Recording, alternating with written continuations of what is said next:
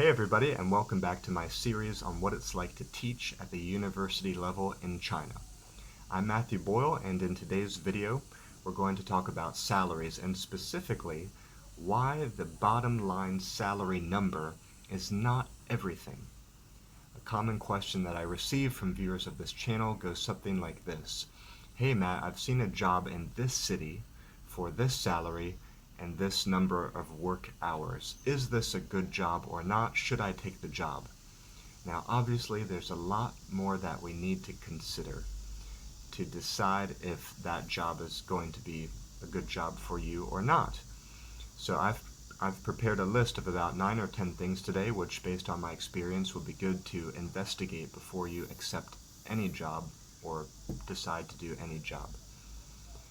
But before we jump into today's video, I want to warmly welcome you to like and subscribe so that you can support what I do and be aware of when new videos are coming out. So, right off the bat, yes, it is important to know how many work hours you will be expected to do. Will you have office hours, and how many months of the year you will be paid. In other words, how many salaries will you receive? Do you get paid for 10 months out of the year, 11 months, or 12? What happens if you decide to renew the contract? Could you stay for 2 years or more? Is there a way that you could get paid through, for example, the summer holiday, which is often not paid? That's important to know. I think a lot of people already are aware of that and consider that. Let's move on to some other things. And I will go through these other things roughly in their order of importance, beginning with the most important as I see it. And the first thing is the cost of living. This is something that I think people, it's not that they don't consider it, but maybe they fail to investigate it well. And I think employers are up for discussing this, and also potentially you could ask them if you could get into touch with current or past employees of that school. That's just a good thing to do generally, but other foreign teachers can really let you know what the cost of living is like. If you're living in a big metropolitan city, cost of living's obviously going to be higher. If you're living in a rural area, the cost of living is lower. It's easier to save money.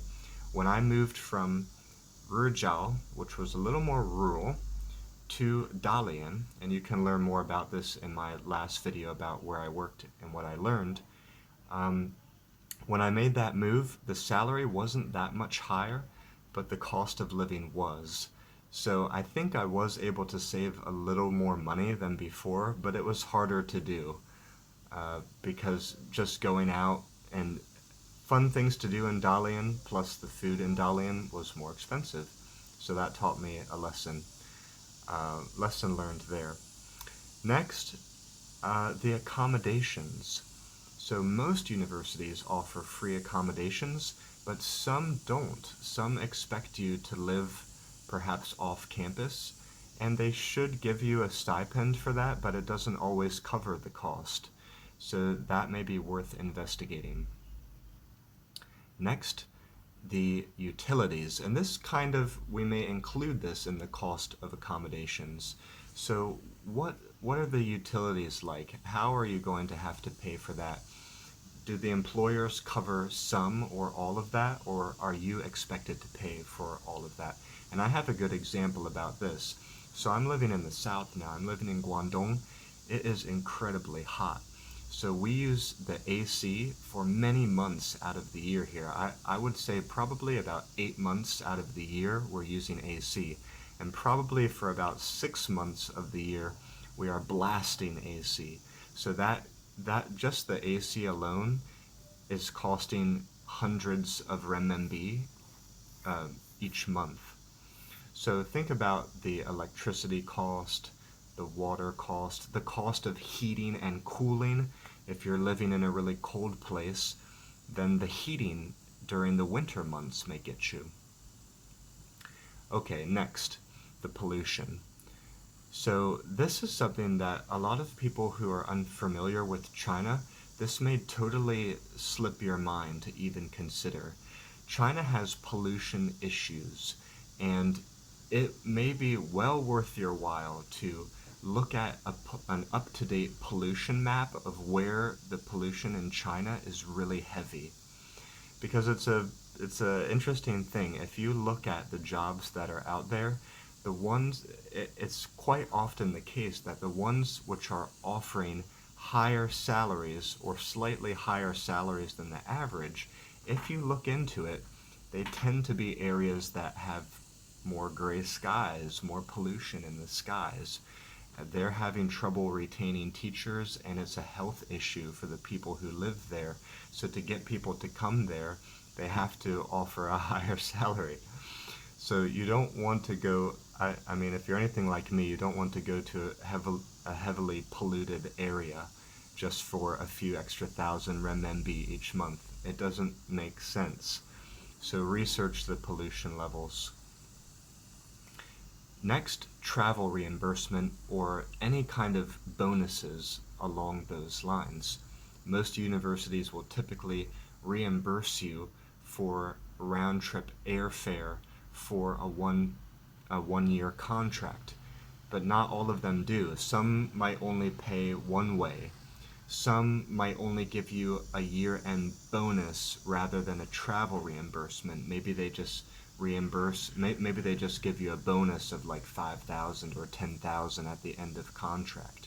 Some universities have a cap, so they will not reimburse you totally for travel expenses, but only up to a certain limit. So that also is good to know. Will you be paid for your trip to the school, and when you leave, just will that be paid for? Okay, next, here's an interesting one, the commute.